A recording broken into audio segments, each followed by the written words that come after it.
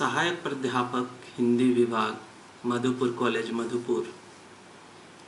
यह व्याख्यान हमारे महाविद्यालय के हिंदी कोर सेमेस्टर 3 के विद्यार्थियों के लिए है। आज का टॉपिक है प्रयोगवाद और नई कविता। प्रयोगवाद हिंदी काव्य साहित्य में शिल्पगत आंदोलन को लेकर आया। पश्चिम की कला क्रांति से प्रभावित यह आंदोलन नई कविता का आधार स्तंभ सिद्ध हुआ। प्रयोगवाद कविता अभिव्यक्ति के नवीनतम माध्यमों की तलाश में जुट गया। कविता में भाषा, प्रतीक, बिंब, मिथक की नवीन प्रतिस्थापनाएं हुई। प्रयोगवाद की उपलब्धियां आज अर्धशती से ऊपर होने पर भी अपनी ऐतिहासिक और साहित्यिक मूल्य रखती है। अपने समय में बेहद विवादास्पद और इसी कारण चर्चित रहे प्रयोगवाद का जन्म 1943 में सच्चिदानंद हीरानंद वात्स्यायन अज्ञेय द्वारा संपादित तार सप्तक के प्रकाशन से हुआ।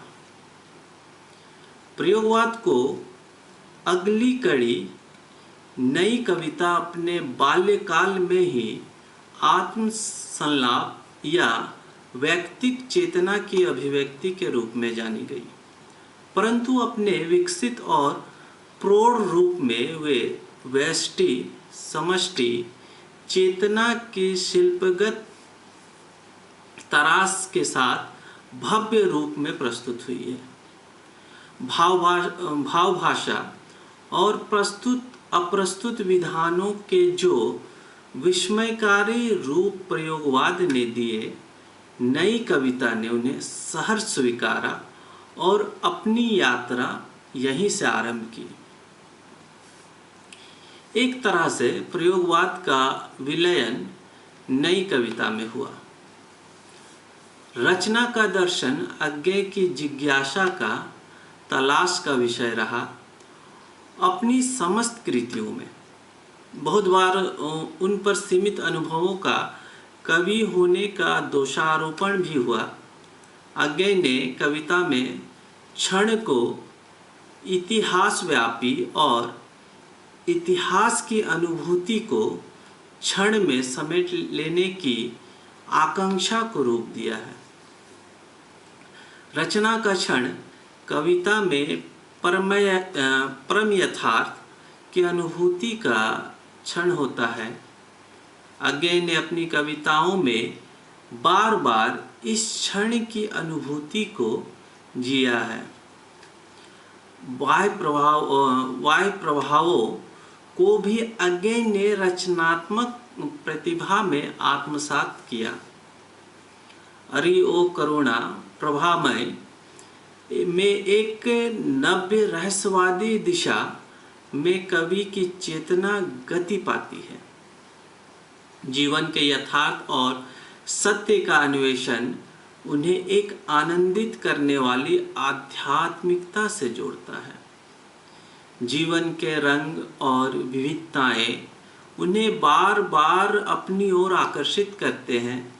नदी, नाले, पर्वत, कछार, चिड़िया, फूल, पौधा, पत्तियां, प्रकृति के सभी उपकरण अज्ञेय की कविता के प्रिय विषय रहे हैं।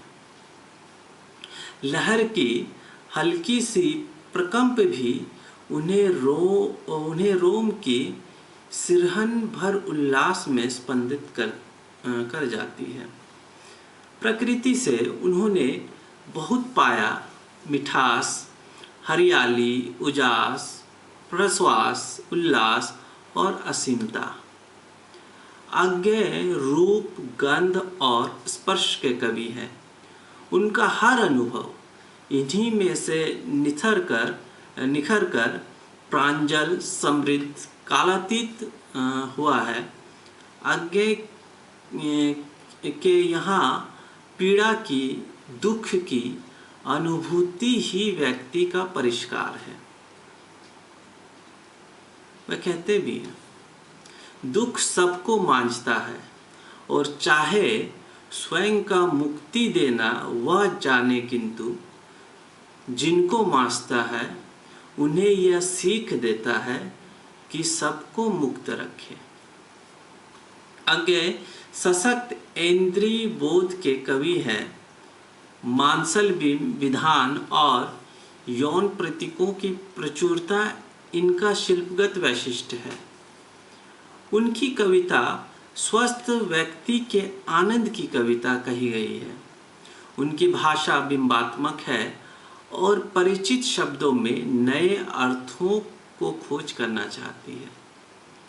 उन्होंने लोकगीत, संस्कृत कविता, जापानी कविता और जाने कहाँ से लय का अन्वेषण किया और अपनी भाव संकुलता के अनुरूप छंद की योजना की है। आगे का मानना है कि नई कविता का आरंभ छायावाद के युग में ही हो गया था। उसके बीज तो प्रसाद की भी मुक्त विरतात्मक कविता में मिल जाएंगे। पंत और निराला में जो चीज शुरू से थी वही बाद के कविताओं में उभर कर आई।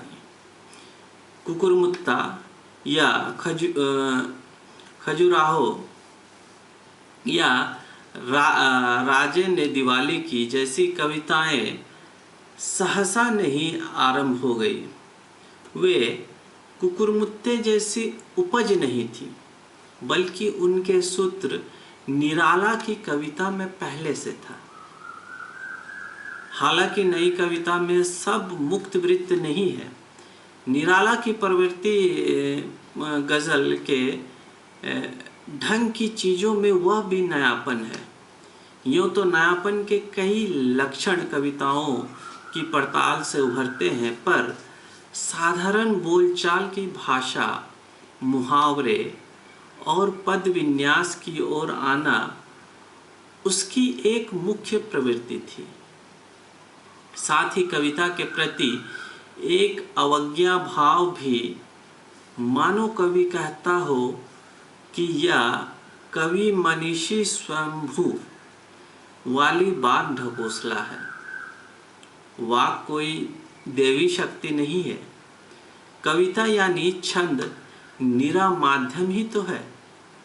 इसका एक उदाहरण निराला की गर्म पकौड़ी है। वे लिखते हैं, गर्म पकौड़ी, एक गर्म पकौड़ी तेल में भूनी, नमक मिर्च मिली, एक गर्म पकौड़ी, मेरी जीभ जल गई, सिसकियाँ निकल रही, लार की बूंद कितनी टपकी, लार की बूंद कितनी टपकी, पर दाढ़ तले तुझे दबा की रखा मैंने, कंजूस ने ज्यों कोड़ी। इस कविता में वस्तु में नयापन हो ऐसा नहीं है। वस्तु का जो रूप दिया गया है उनमें और उसके प्रति स्वयं कवि के रवैये में एक नयापन है। निराला का अपना व्यक्तित्व चाहे आतंककारी रहा हो या उन्होंने कविता का आतंक मिटा दिया। कविता हवा थोड़े ही है। यह देखो, यह कहकर राम की शक्ति पूजा के लेखक ने गर्म पकौड़ी सामने फैला दी। भाषा को साधारण बोलचाली गद्य के निकट लाने का जो कार्य उन्होंने आरंभ किया, उसी को भवानी प्रसाद मिश्र ने दोहराया। जिस तरह हम बोलते हैं उस तरह तू लिख, जिस तरह हम बोलते हैं उस तरह तू लिख। और उसी की परिसीमा में रघुवीर सहाय में भी देख सकते हैं। उनकी कुछ कविताओं में तो पद विन्यास में रत्ती भर भी अंतर नहीं है। जहाँ भाव संकुल हो वहाँ भी नहीं है।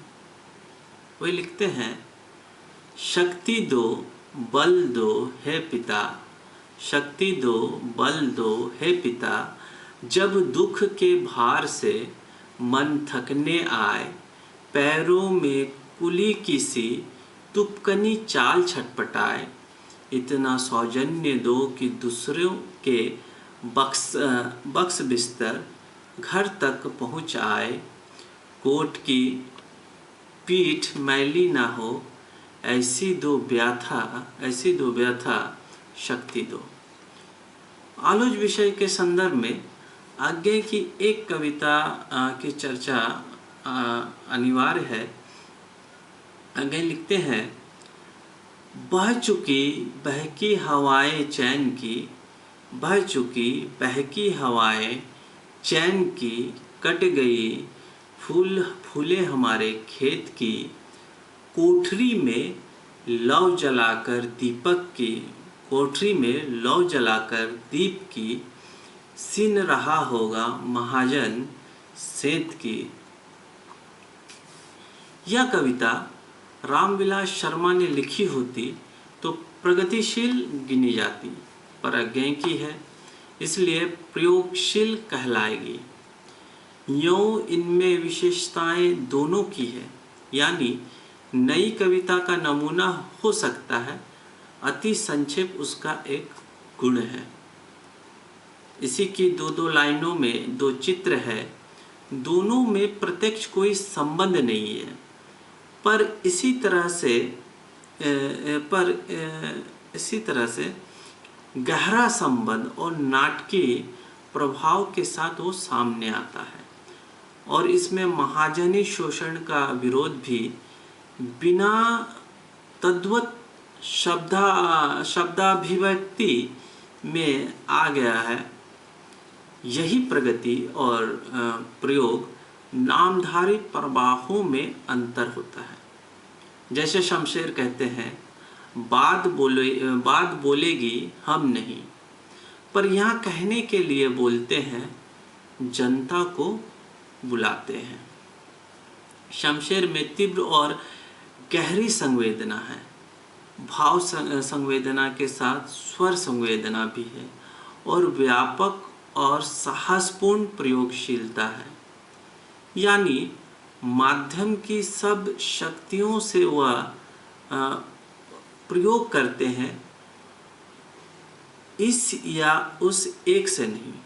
जैसे गिरिजा कुमार माथुर ने छंद ही के प्रयोग किए हैं। वे लिखते हैं, आज है केसर रंगे वन, आज है केसर रंगे वन, रंजित शाम सी फागुन की खिली पीली कली सी, केसर के वसनों में छिपा तन, सोने की छां सा बोलती आँखों में, पहले वसंत के फूल का रंग है। नई कविता के बहुत से प्रयोग छंद के ही हैं। इसी तरह कई लोग नई कविता का मतलब केवल छंद की अनर्गलता ही समझ लेते हैं, पर यह नई कविता और उनके अनूठे रस के साथ अन्याय है। भवानी प्रसाद मिश्र की कविता गीत फरोश पर नज़र डालने पर भ्रम टूट जाता है। वे लिखते हैं, जी हाँ हुजूर मैं गीत बेचता हूँ, जी हाँ हुजूर मैं गीत बेचता हूँ, मैं तरह तरह के गीत बेचता हूँ, सभी किस्म के गीत बेचता हूँ, जी माल देखिए दाम बताऊंगा। इसका विषय नहीं, विषय को प्रस्तुत करने की अदा इसकी सबसे बड़ी विशेषता है। नाटकीयता इसमें भी है, पर असल विशेषता यह है कि इसकी गंभीर बातों को हल्के ढंग से कहा गया है। नई कविता में यह भी है और उससे ठीक उल्टा भी है। बहुत हल्की सी बात को गंभीरता से कहना या कम से कम चमत्कार पूर्वक कहना, या कह लीजिए कि छोटी छोटी बातों में चमत्कार खोज लेना, बल्कि उसका एक सिद्धांत यह हो सकता है कि छोटी बात कोई है ही नहीं, उसे देखने से सारा चमत्कार है। इसके कई उदाहरण दिए जा सकते हैं, जैसे नरेंद्र शर्मा की ट्वीट का कोट, नई कविता की एक विशेषता लोकगीतों और लोक प्रचलित धुनों की ओर झुकाव भी है। कारण चाहे राजनीति का जनवाद हो, चाहे अधिक आसान या गहरी प्रतिक्रिया उत्पन्न करने वाले रूपकारों की खोज, जहाँ से प्रयोग सफल हुए हैं वहाँ बड़ी ही प्यारी चीज़ें लिखी गई हैं और ऐसे प्रयोग किए गए हैं। बहुत से कवियों ने, केदारनाथ अग्रवाल और नागार्जुन जैसे शुद्ध जनवादियों ने केदार ने जनयुग में इसका एक उपयोगी उदाहरण दिया है। वे लिखते हैं, ये जो दीवारें घेरे हैं, ये जो दीवारें घेरे हैं ढह जाएगी, ये जो दीवारें घेरे हैं ढह जाएगी, ये जो सीमाएं रोके हैं मिट जाएगी, ये जो आत्माएं बंदी है खुल जाएगी। जीवन के प्रति एक ताजा मूल्य बोध को स्थापित करना चाहती है नई कविता। मानव के व्यवहारिक पहलुओं से अधिक उसके जैविक इकाई के स्वीकारोक्ति है। इसमें जीवन एक सत्य है, इसका सुख और दुख अपना है। सभी चाहे अनचाहे परिस्थितियों से रूबरू होना ही जीवन है और ऐसे जीवन को भोगना भी मानव का सहज धर्म है। फिर कविता उससे अलग कैसे? इस बात को ही तो कहती है नई कविता। लघु मानव की जो बात नई कविता में उठाई गई है उसे भी जीवन की पूर्णता के संदर्भ में देखना होगा। लघु मानव का अर्थ है वह आम आदमी जो अपनी सारी संवेदना, भूख प्यास और मानसिक आँच को लिए दिए उपेक्षित है। इसमें जीवन की सच्चाई खोजना है, मानव की लघुता नहीं। नई कविता का विषय और परिवेश नया है, पर इसको अभिव्यक्ति करने वाले में अधिकांश पूर्व स्थापित प्रगतिवाद और प्रयोगवाद के खेमों में रह चुके हैं। मतलब जो कवि प्रगतिवाद और प्रयोगवाद में लिख रहे थे वही कवि नई कविता में अपनी कविता लिख रहे हैं। उनकी सीमाओं से अवगत होकर वे किसी खुले क्षेत्र में आने को आकुल थे। नई कविता दोनों के लिए सामान्य भूमि के रूप में प्राप्त हुई। नई कविता में तत्व प्रमुख है, अनुभूति की सच्चाई और बुद्धिमूलक यथार्थवादी दृष्टि है। वह अनुभूति क्षण की हो या एक समूचे काल की, किसी सामान्य व्यक्ति की हो या विशिष्ट पुरुष की, आशा की हो या निराशा की, अपनी सच्चाई में कविता के लिए और जीवन के लिए भी वह अमूल्य है। यह थी प्रयोगवाद और नई कविता। आज के लिए इतना ही। धन्यवाद।